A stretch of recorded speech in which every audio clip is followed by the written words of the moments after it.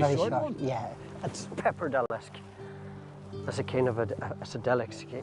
If you have a taste of that, it tastes like garlic. And I just say to myself, I'll change. So what's your next plan then? Gosh. What do you call this in Italy? Or do you have a name? Dulce, yeah. Call it dulce in dulce, Italy? yeah. Really? Yeah. Really? Right. If it takes 3 steps, it's a foul. I would love to see the man. I would love to see the man who called a foul up there. I know. I had no clue what I was supposed to be doing. You thought you were playing with us.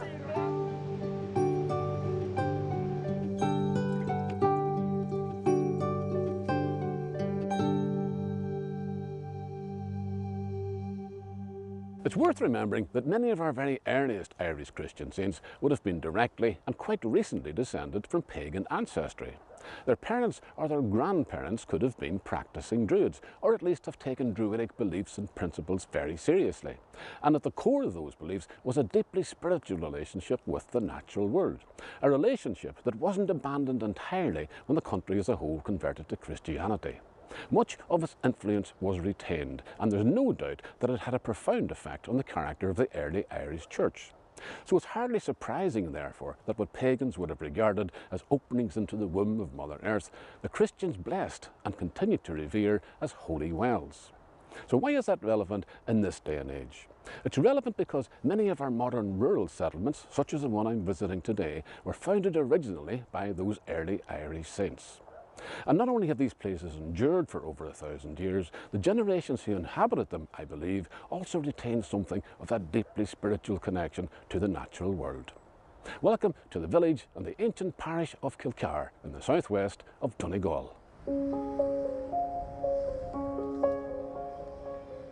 The phrase God's own country is not one that 6th century saints would have been familiar with, but they certainly wouldn't have questioned the literal truth that it contained.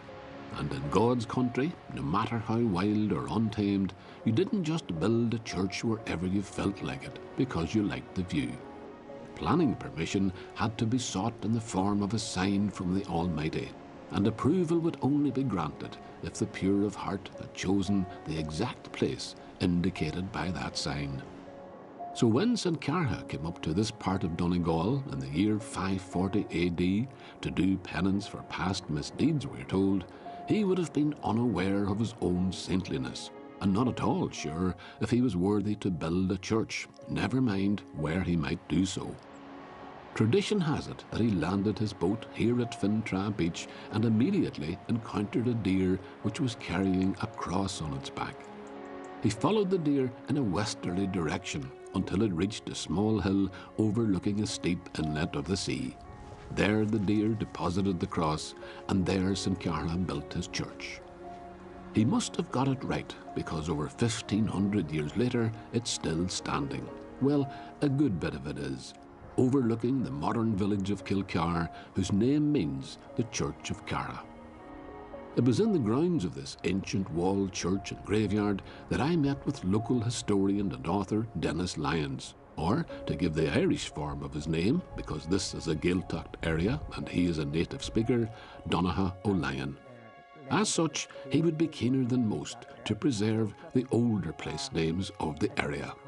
This, where we are, the townland where we are here now, that was called Naclania. Naclania. And Naclania is a Gaelic name, and it would get its name from a rough, slopey land coming down from the higher ground, coming down towards the river, and that would flatten out to the sachs or homes, as they've been called in this area here. That could nearly apply to every hillside around here, mind you, couldn't it? That could really, really. There's a lot of rough ground, you know. There is indeed. Well, the rough ground here, I mean, you have other names for this place as well, which is interesting, right? Kilcar is the official name of the town, which would be the Church of Carha, in other words, right? And here is that original church. But you have other names for the place. Well, Carolea is one of them, for example. The Carolea would be when the English 1610, around that there, when they divided the Ulster plantation when it divided on landlords and stuff like this here. So this area was given to the Hamiltons. It was poor land that was here, and it started at the bridge here in Kilcar here, and it went on out as far as the coast, out at Teelan Bay.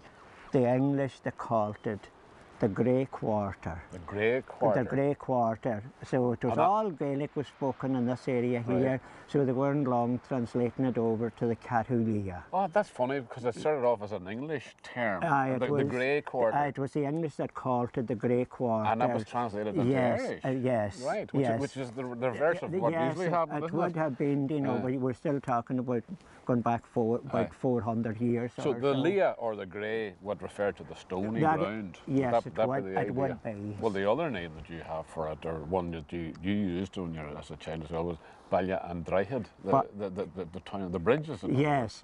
Well, Ballandrahead, as you can see there behind us here, there's 4 bridges coming into it. There are 2 bridges on the Glen of Balladoo River, and the Glen Adra has 2 bridges as well.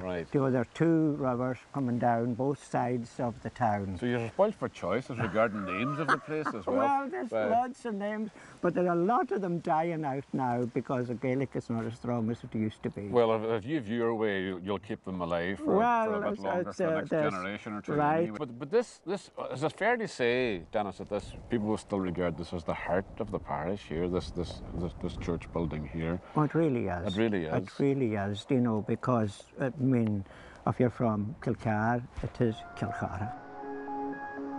Townland names can accumulate in layers over the centuries according to land use.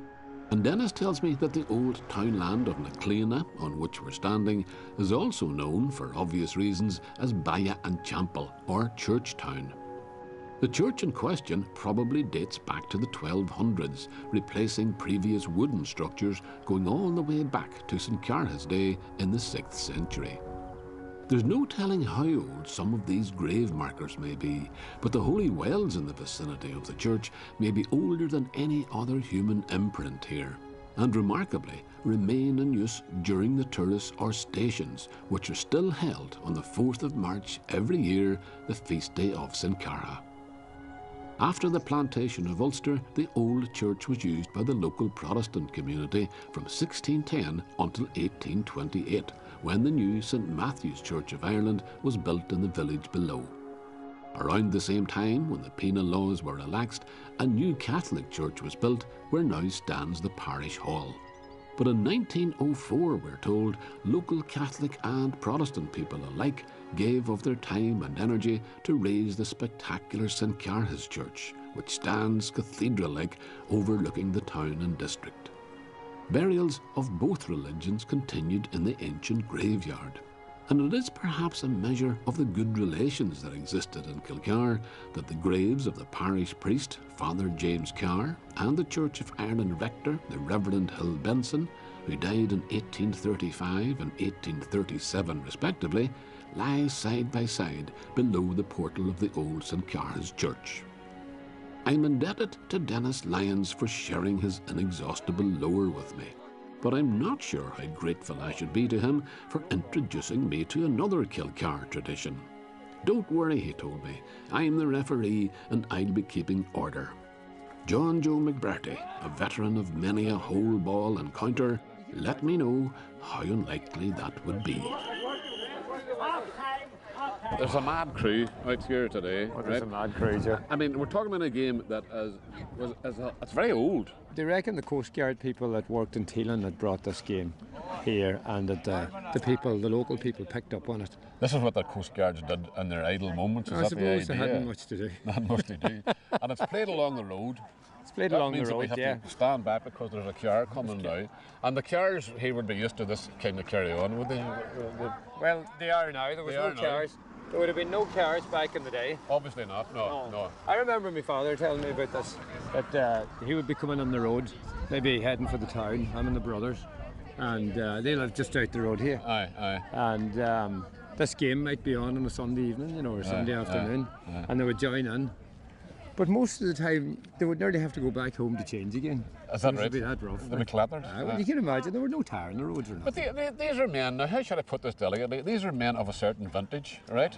They're not, some of them are not on the first flush of youth, if you know what I mean. Not unlike ourselves, of course, you know. You mean the ones here? The ones here I'm talking about. We're now. not. No, but at the same time, I mean, there's a great enthusiasm about them altogether. And they have two teams, right? Two teams, yeah. They have green hats and pink hats. And pink hats. Right? I have a wee diagram here. Well, you have, yeah. Yes. There's actually wee pink men and wee green men as There well. are, yeah. All right. So there's a goalkeeper here by the looks of things, right? There's a goalkeeper, so... And he's minding the creel, or the hole, That's right. where the ball Yeah. is meant to go. Yeah. Do we have a creel? There's a creel, yeah, we have a creel up here. Oh, it's up on that end up there. Okay, so he's the man on the far end, the furthest away man. Yeah, He's minding the creel. And the object of the game is what for the other team to get for the other team to keep us from actually getting the ball in the hole. in the hole, right? Yeah. Okay, right. And how can you stop people? Are you allowed to sort of physically manhandle them or anything like that? Yeah, whatever I'd say. So you just use any means you can to stop them. any means. I have a You're hat joining here us. as well. What does it say on this? Kilcar. Kilcar whole ball team, right? What does it say in the pink ones? Same thing. The same thing. Right. Okay.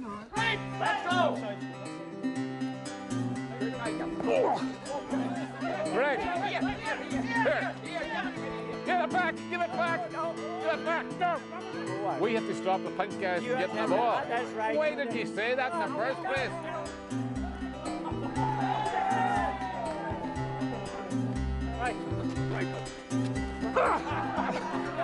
You call that a throw?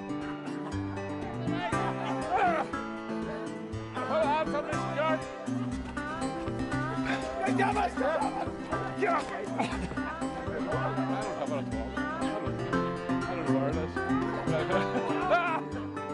Get off it! It's mine! Right.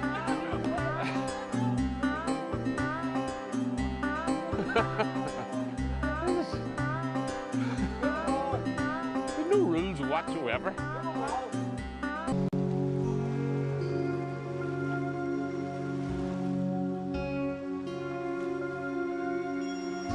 The moon and Muckross Point are two things that Michael McCluskey keeps a close eye on, because the moon controls the tide, and the tide will dictate whether or not Michael will be able to harvest the seaweed that grows in such profusion on Muckross Point.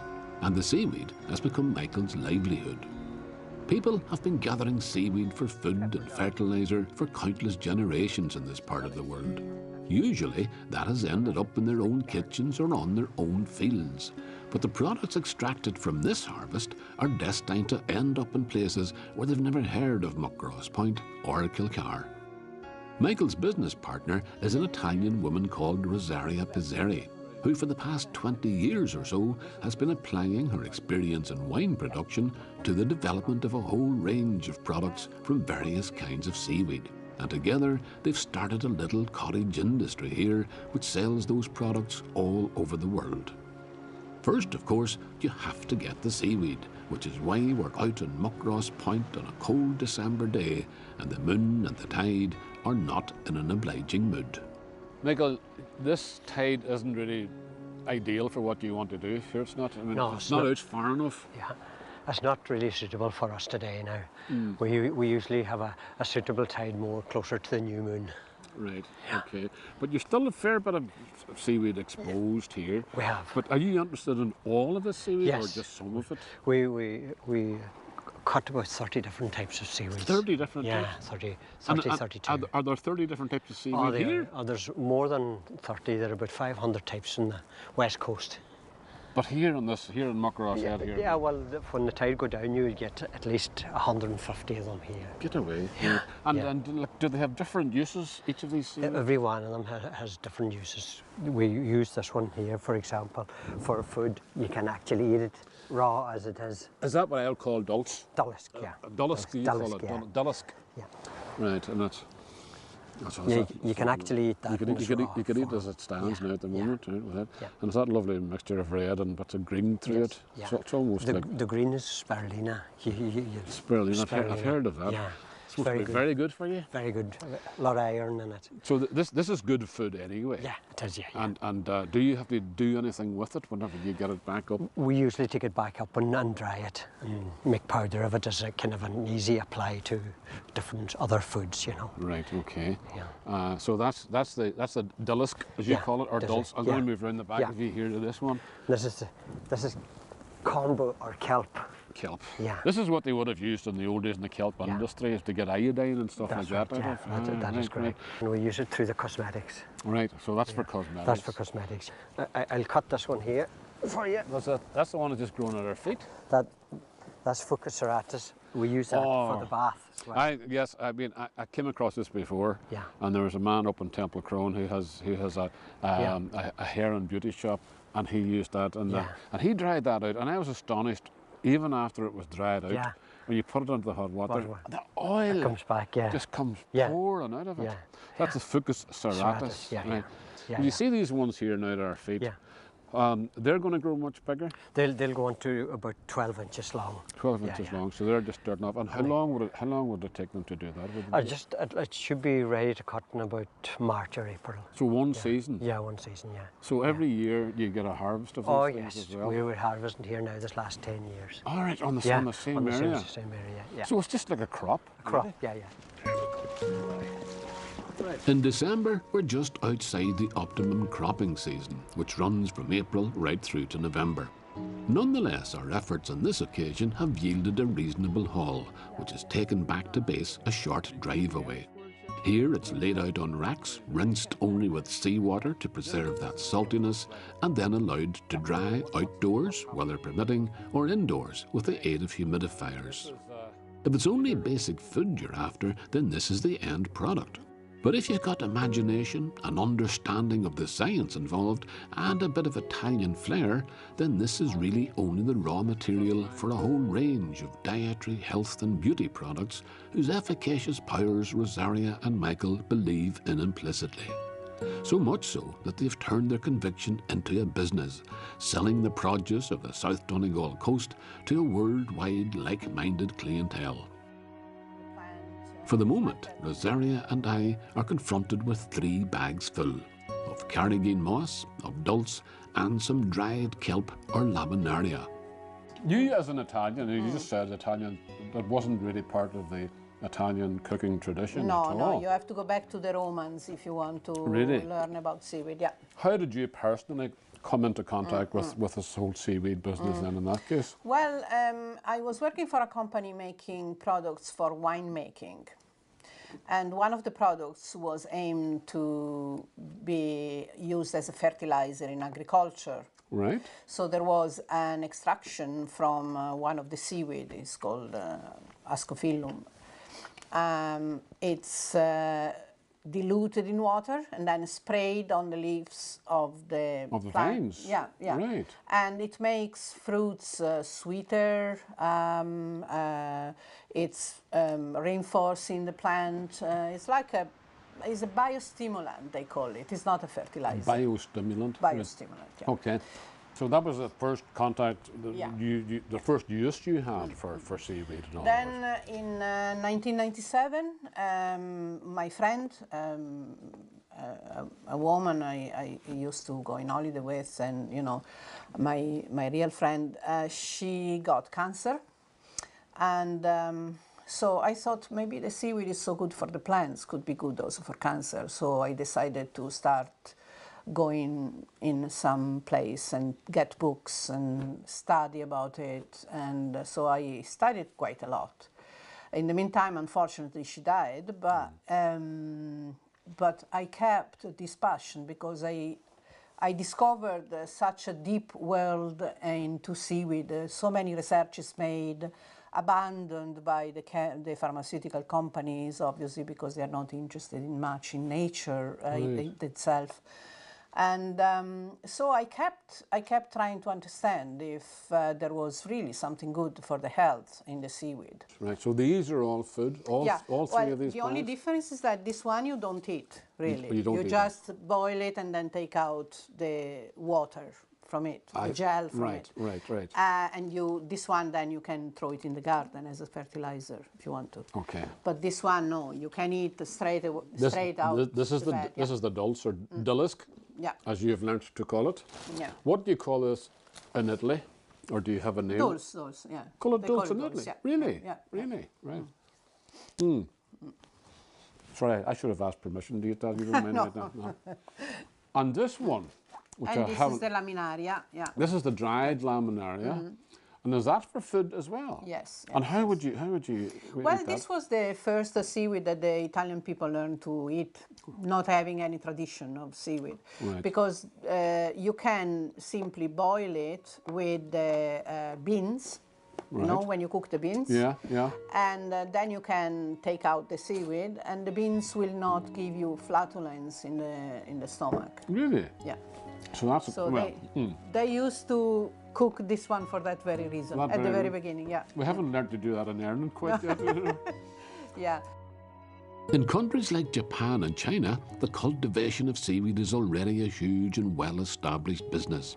And in Ireland, there are quite a few companies like Rosaria's and Michael's joining this burgeoning international industry. It's an industry based on the traditional practice of harvesting the fruits of the sea in a sustainable way, just as generations have done before and continue to do so in some measure, sustaining the people as well as the environment, that is. And other traditional practices are also sustaining the local economy, providing livelihoods and supporting lifestyles here, as we'll find out in my next visit to Kilcar.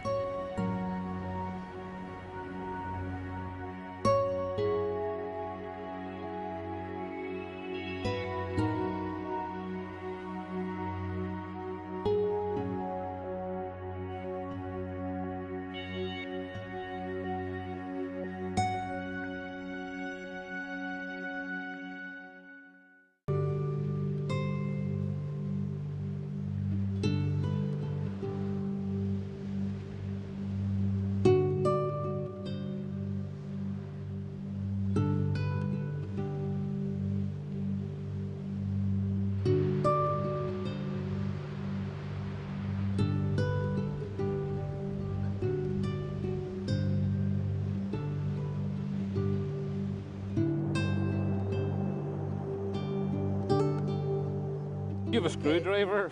Just in case. There's not too much going to escape you. And you could talk at the same time and then bring them in. Did Wally do the same thing? Right. It's a family-sized jumper. That goes to a man in New York. And Are you serious? He has decreased by 10 inches since the last one he got made. In this particular piece I'm using 4 weft colours. Right. So I have 9 repeats of 8¼ inches, which is going to give me 74 inches, and that's going to make me end of my rug go, so I start again. Right, you just blinded me with science there. Now, I just asked you not to do it because but I get the idea. There are certain times of the year not supposed to eat shellfish, isn't that right? Yeah. Is this one of them? Well, I don't know really. Don't know the times of year now. We're putting our lives in your hands here, you know.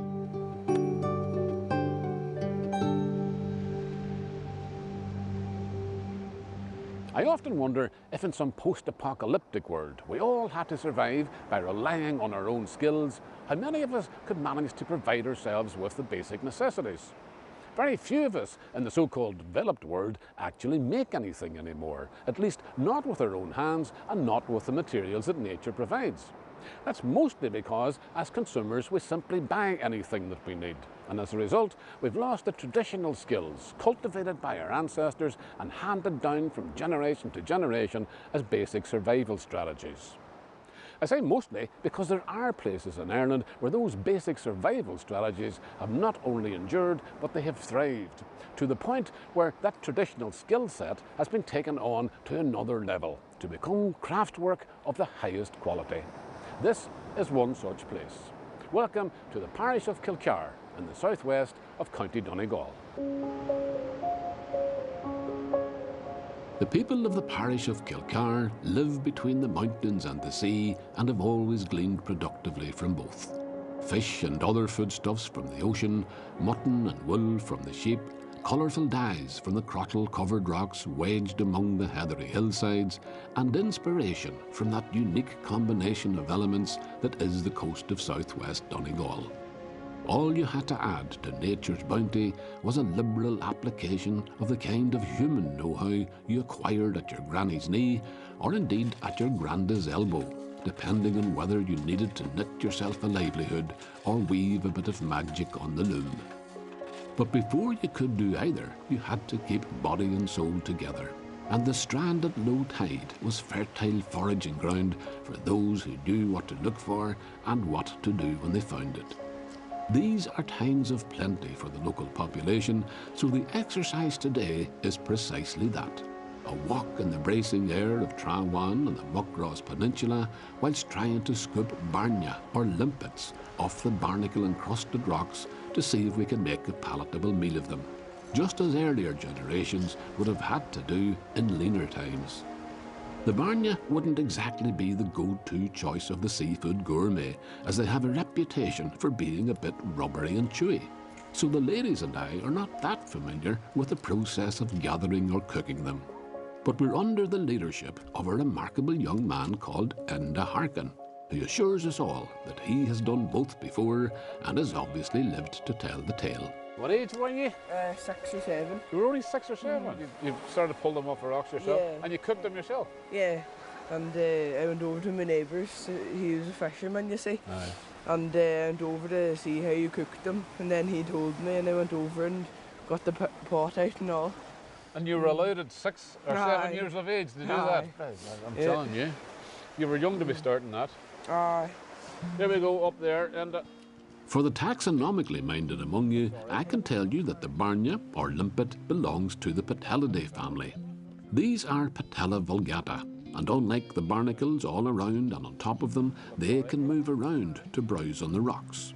They can live for up to 20 years, so many of these bigger barnya will be older than Enda himself, although he is remarkably mature for someone who's still only 12 years of age. Nonetheless, he's not only our head forager, he's also our head chef. so it was Enda that got these in the first place, and then you all stole them on him. Was that basically it? No, we were picking all morning. You were, right. Did people eat these traditionally in these parts, did they? The barnya? Years on ago top? they did. Aye. Yeah. They liked all sea foods, you know, all the sea shell things like the cockles and the mussels and the... I used to talk to a woman up in Clonmany, you know, in North Donegal one time, and she was very fond of the seafood, the cockles and the mussels and the rest of it. But these, she would cook these, but she said these were very tough. But like chewing gum. But if you fried them afterwards, after you boiled them, it sort of softened them a little bit. So you boil them first of all, And then fry them. and then fry them.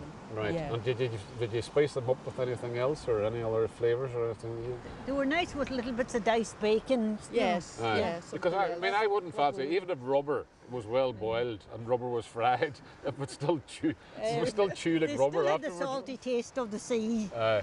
You know, even though they were a bit on the... Fair enough. Now I have to set the scene for the slightly surreal culinary adventure that follows. This is Kate's cottage, which belongs to Enda's mother. And Julianne is an English artist who happened to be renting the cottage at the time of our visit. Did she mind if we used the kitchen area for our experiments? Not in the least, was her gracious reply, as long as we didn't have to use the table, because that would take a while to clear. So our 12-year-old head chef put his sous chefs to work prepping up. From the left, Anne-Marie Lyons is chopping onions, Margaret Di Vradi is shelling the already boiled barnya, and Lou Chestnut is filling the room with the smell of fresh garlic. These already were cooked. Yeah. What did you do with those? You boil them, and then you take them out of the shell. You get some garlic, butter and onion. Right. And maybe whatever else, like. Right. And you put it into the pan, and you fry it up for a couple of minutes, and it'll be nice then. There are certain times of the year you're not supposed to eat shellfish, isn't that right? Yeah. Is this one of them? Well, I don't know really. Don't know the times of year. We're putting our lives in your hands here. You know, you're going to be responsible for the future of these people. Anyway, sure, nothing beats it dry. There's a lovely smell now. You can smell the onions, you can smell the garlic. Yeah. haven't got a wee bottle of wine tucked away anywhere at all, chilling somewhere? Have you? I don't know. Right. Here goes.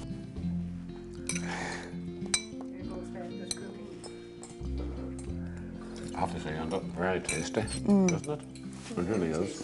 But we were right about they're chewy. Aren't they chewy? They are very, very chewy.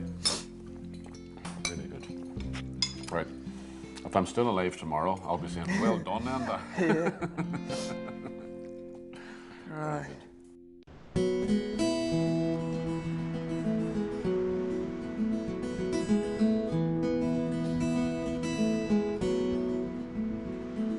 We're back down the road in the direction of the Try-Wan again, because this is where Kathleen Meehan lives and works, surrounded by her raw material and also by the colours and textures that are often reflected in the wonderfully wrought objects that she brings into being.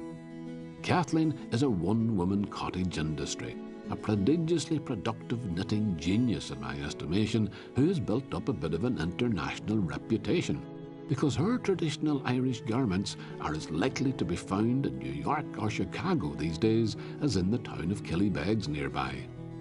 Kathleen could knit in her sleep, I think, but she's much better company when she's awake because she's also a fascinating conversationalist. I think you knit almost unconsciously. I do. You do it I do. Well, should have when anybody that's at it as long as I'm at it. But how do you, I mean, seriously, this is a serious question. How do you, this is a complicated pattern that you're doing, right? And the pattern's obviously in your head at this stage, and you don't even have to look at your hands. No, do you know what you're you doing? can feel it with your fingers. So you, but you have to think about it, or No. can you just switch off? Is it automatic no, pilot? It is At this stage, after all these years, I would be very stupid if I didn't know what I was doing by now. But I mean, they're all different. I mean, I'm looking. And they are all different. We make them different. I make them different. I make up the patterns as I go along. Right. And then you don't get bored looking at the same. I don't get bored, and the person buying it has something a wee bit different than what everybody else has. But I'm admiring the speed with which you're doing it. It's lightning speed. No. And I'm not just saying this because to please you, because I've never seen anybody doing it any faster. No. The I have a speed of sister work? who does it faster. Seriously? Yes. Her whole body moves when she's working. Her whole body moves. Kind of exercise? Yeah. Right. Ach no, the hands are slowing down now with arthritis and whatnot. Well, I wouldn't like to see you when you were young and in your prime, then, because you would have been a blur. It's not the way it used to be. Right. No. No, you're not at. I'm not going to ask you what age you are. No, but an indelicate thing to do. But you don't do that to a lady. No, okay. No. But you started as a small child. I would say we started in knit before we ever went to school, and that'd be 5 years of age. Get away. Yes. There was no tablets, you must remember. There was no DSs, there were no Xboxes. Nothing to keep you occupied. No. Did you have TV, electricity, anything God, like that? not at all. At 5-year-old? No. So nothing was a pastime? It was. And then the mothers and the grannies and all were doing it anyway. So you sort of said, well, show me what's that you're doing, give me a bit. And yeah. I'll tell you a funny story. We were so small that we weren't given knitting needles. We were given quills. You know what quills are? Quills from a feather? Yes. You mean, right? Yes, the stem of a feather. Right. That's what we were given to practice on because we were too small. Because you couldn't hold those? You'd be too. It might be dangerous. These wooden ones weren't going then. It would have been the wee metal ones. The metal ones. The metal ones. Right. Here now. So you weren't trusted with them, but you were. No. And could you actually knit something at that age? You couldn't. You could make a wee patch, or you could cast on stitches and a scarf, an everlasting scarf type of Yes, and it got wide and it got thin, and it got wide and it got thin, depending how much you dropped stitches and increased stitches and so on. But as children, you did it because you enjoyed it. Because you enjoyed. Well, it was something to do, and you felt suppose you were like an adult if you were doing the same as what they were doing. Right. So you just sit there 5 years and talk away as if you ripped and you hooked and you poked and you get away. So other children were playing with tea sets and you were knitting. Yeah. The point is that your mother was doing it, your granny was doing it, and all the adult women in the area, because it was actually at one stage of history an important way of bringing money into the house. Apart from that, it was all the jumpers, socks were knitted for men, for children, for everything. You weren't going to the shop and buying jumpers. So everything woolen was knitted in the house? And you see, the granny would be a spinner. She'd spin the wool up the sheep, and then the jumpers and the socks would be knitted. Now, I'm going back very far back. This is my oldest memory. What does it take? I mean, you're at it a long time, as you say yourself, right? You hand down this skill down the generations. Yeah. But you must need some basic talent for this thing. No, you must need a love for it. Well, that's part of it, You must obviously. need a love for it. I think, looking back, that I must have always loved wool. Because one of my memories going back is my mother was widowed when we were very, very small children. And there was this man, he's dead now, God rest him, he used to come on an evening about September, October, with a bag of wool over his shoulder because he was weaving for somewhere. And I used to love to see this bag of wool come and thinking, oh God, I can't wait to get into that, see what kind of colour is it. So you just loved the I texture just loved of it. I loved it, and I loved picking out the colours I was going to make my school jumper of because there was no uniforms, you know, and things like that. So I think I always had a liking for the wool. I love wool. Kathleen Meehan, a reverie of childhood in every stitch, and every stitch fastened by an unbroken tradition stretching back for generations of mothers and daughters as the quiet click of needles accompanied conversation. Not so for the menfolk whose looms could be heard across the still waters of Donegal's bays. Weaving a way of life when we come back.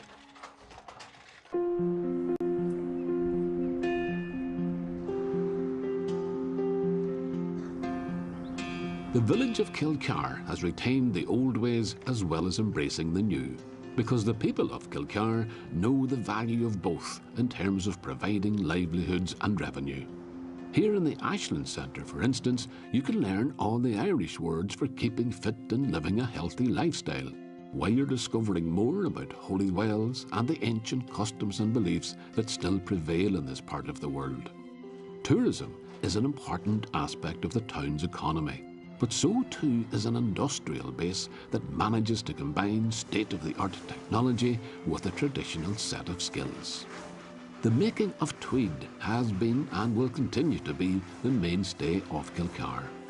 Back in the year 1908, 150,000 yards of tweed was sold in this village alone.